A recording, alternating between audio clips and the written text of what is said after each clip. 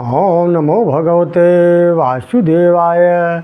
मुझे तूने मालिक बहुत कुछ दिया है, मुझे तूने मालिक बहुत कुछ दिया है। तेरा शुक्रिया है, तेरा शुक्रिया है। न मिलती अगर दी हुई दाद तेरी, तो क्या थी जमाने में औकात मेरी। ये बंदा तो तेरे सहारे जिया है, तेरा शुक्रिया है, तेरा शुक्रिया है। मुझे तूने मालिक बहुत कुछ दिया है, तेरा शुक्रिया है, तेरा शुक्रिया है। यह जायदाद दी है, ये औलाद दी है, मुसीबत में हर वक्त इमदाद दी है। तेरा ही दिया मैं खाया पिया हूँ, तेरा शुक्रिया है, तेरा शुक्रिया है। मुझे तूने मालिक बहुत कुछ दिया है, तेरा शुक्रिया है, तेरा शुक्रिया है। मेरा ही नहीं तू सभी का है दाता, सभी को सभी कुछ है देता दिलाता। जो खाली था दामन वो तूने भरा है, मैं तेरा शुक्रिया है, तेरा शुक्रिया है। मुझे तूने मालिक बहुत कुछ दिया है, तेरा शुक्रिया है, तेरा शुक्रिया है। तेरी बंदगी से मैं बंदा हूँ मालिक, तेरे ही करम से मैं जिंदा हूँ मालिक। तुम्ही ने तो जीने के काबिल किया है, तेरा शुक्रिया है, तेरा शुक्रिया है। मुझे तूने मालिक बहुत कुछ दिया है, तेरा शुक्रिया है, तेरा शुक्रिया है। मेरा भूल जाना तेरा न भुलाना, तेरी रहमतों का कहाँ है ठिकाना। तेरी इस मोहब्बत ने पागल किया है, तेरा शुक्रिया है, तेरा शुक्रिया है। मुझे तूने मालिक बहुत कुछ दिया है, तेरा शुक्रिया है, तेरा शुक्रिया है।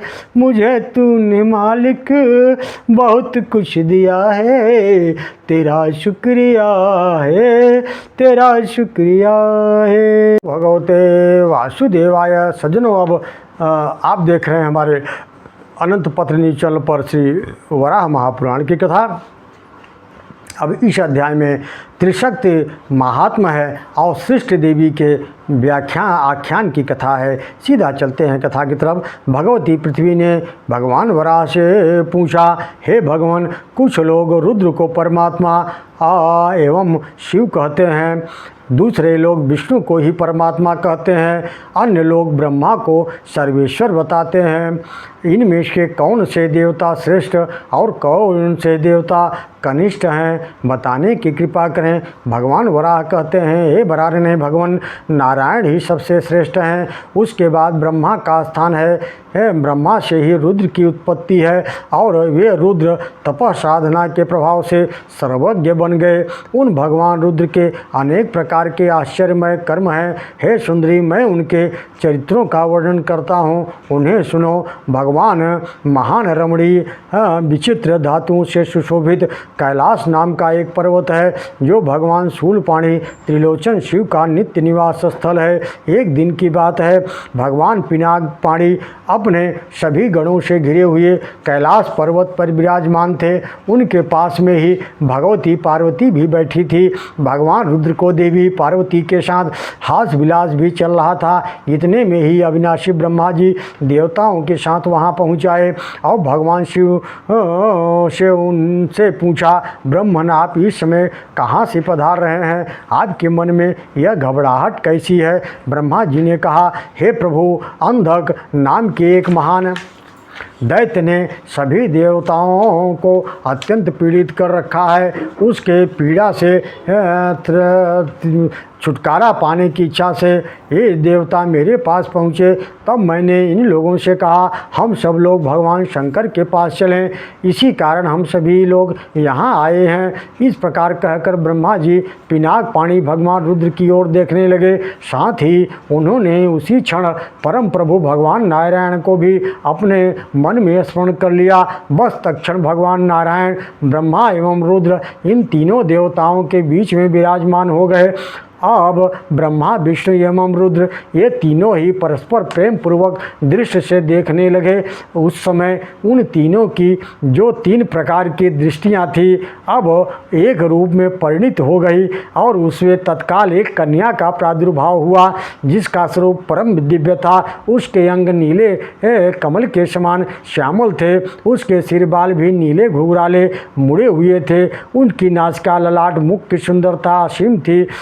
अब ब्रह्मा, विष्णु और महेश्वर इन 3 देवताओं ने उस दिव्य कन्या को देखकर पूछा, हे शुभे, तुम कौन हो? विज्ञानमयी देवी, तुम्हारा क्या नाम है और क्या करना चाहती हो? इस पर शुक्ल और कृष्ण एवं रक्त 3 वर्णों से सुशोभित उस कन्या ने कहा, हे देवश्रेष्ठों, मैं तो आप लोगों के दृश्य से ही उत्पन्न हुई हूँ, अतः आप लोग अपने से ही उत्पन्न अपनी परमेश्वरी शक्ति मुझ कन्या को नहीं जानते हैं क्या? इस पर ब्रह्मा आदि 3 देवताओं ने अत्यंत प्रसन्न होकर उस दिव्य कुमारी को वर दिया, हे देवी, तुम्हारा नाम त्रिकला होगा, तुम विश्व की सर्वदा रक्षा करोगी।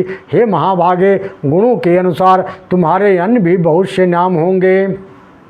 तुम में ये जो 3 वर्ण दिखाई पड़ते हैं, तुम इनसे अपनी 3 मूर्तियाँ बना लो। देवताओं के कहने पर उस कुमारी दिव्य कन्या ने अपने श्वेत रक्त और श्यामल रंग से युक्त 3 शरीर बना लिए। ब्रह्मा के अंश से ब्राह्मी सरस्वती नामक सौम्य रूपणी शक्ति उत्पन्न हुई, जो प्रजाओं की सृष्टि करती हैं। सूक्ष्म कटिभाग, सुंदर रूप तथा लाल वर्ण वाली जो दूसरी कन्या थी, वह वैष्णवी कहलाई। उसके हाथ में शंख एवं चक्र सुशोभित हो रहे थे। वह विष्णु की कला कही जाती है तथा अखिल विश्व का पालन करती हैं, जिसे विश्व माया भी कहते हैं, जो काले रंग से शोभा पाने वाली रुद्र की शक्ति थी और जिसने हाथ में त्रिशूल ले रखा था, जिसके दांत बड़े विकराल थे। वह जगत का संहार कार्य करने वाली रुद्राणी कही गई है। ब्रह्मा से प्रकट हुई श्वेत वर्ण वाली कन्या विभावरी कहलाती है। उस कुमारी के नेत्र खिले हुए कमल के समान सुंदर थे और वह ब्रह्मा जी के परामर्श से अंतर ध्यान होकर सर्वज्ञता प्राप्त करने की अभिलाषा से श्वेतगिरि पर्वत पर तपस्या करने के लिए चली गई। वहाँ पहुंचकर उसने तीव्र तब आरंभ कर दिया।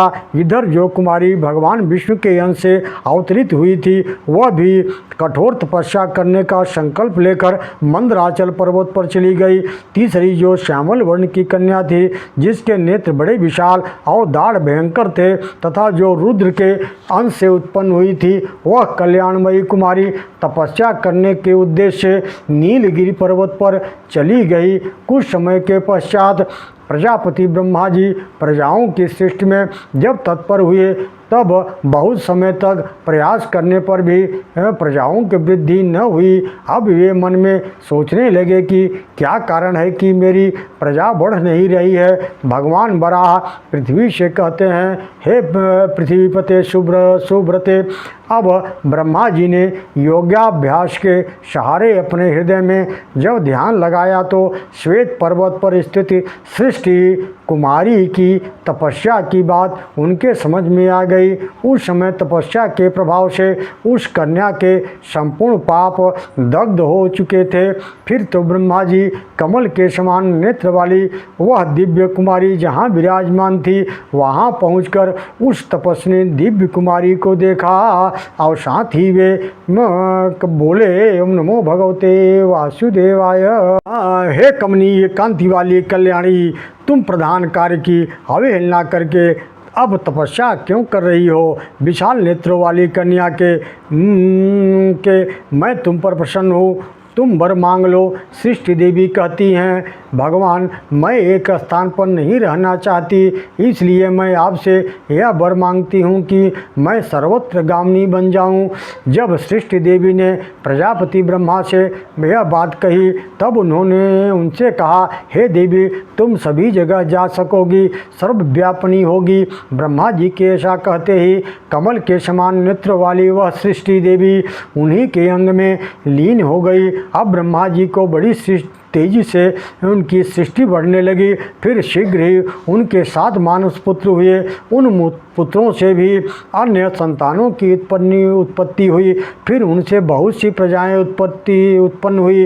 इसके बाद स्वेदज, उद्भिज, जरायु और अंडज, इन 4 प्रकार के प्राणियों की उत्पत्ति हुई। फिर तो चर अचर प्राणियों की सृष्टि से यह सारा विश्व ही भर गया। यह संपूर्ण स्थावर जंगमात्मक जगत तथा सारा वांग्मय विश्व, इन सबकी रचना में उस सृष्टि देवी का ही हाथ है। उसी ने भूत, भविष्य और वर्तमान इन 3 कालों की भी व्यवस्था की है। ओम नमो भगवते वासुदेवाय।